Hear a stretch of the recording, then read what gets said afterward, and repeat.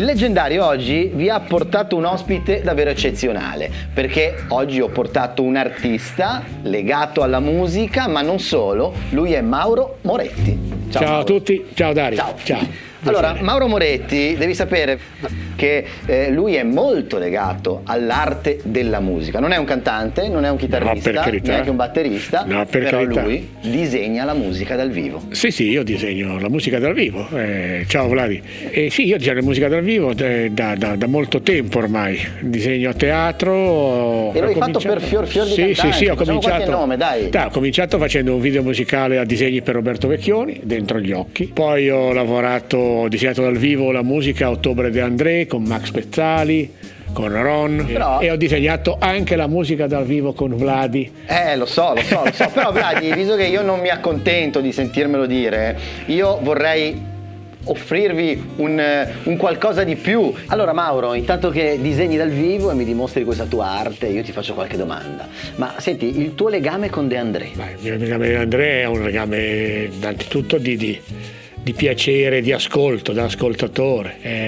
Però a livello artistico? A livello artistico hai combinato qualcosa? Sì, ho fatto una mostra che mi ha dato un sacco di soddisfazioni, tra l'altro qui a Genova e poi anche a Girato. Io ho disegnato, lì erano esposti dei quadri miei, lì ho fatto il lavoro quasi opposto rispetto a quello che faccio normalmente.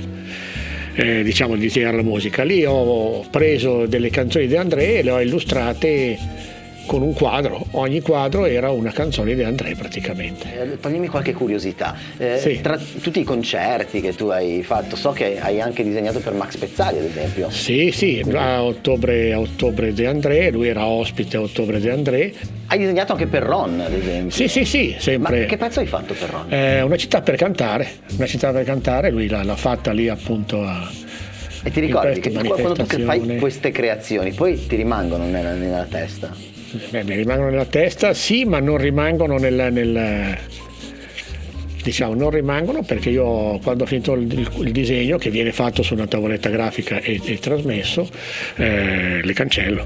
È un modo molto emozionale perché percepire l'emozione della musica attraverso un disegno che però è stato fatto dal vivo in quel momento prende un valore secondo me si assume un valore importante a livello emozionale, guarda, uno dei complimenti più belli che mi ha fatto un signore anziano, più anziano di me, che mi ha detto alla fine dello spettacolo, mi ha detto: sono rimasto incantato come un bambino davanti a una pasticceria. Voglio rimanere incantato anche io, ecco, vedi, lo sapevo.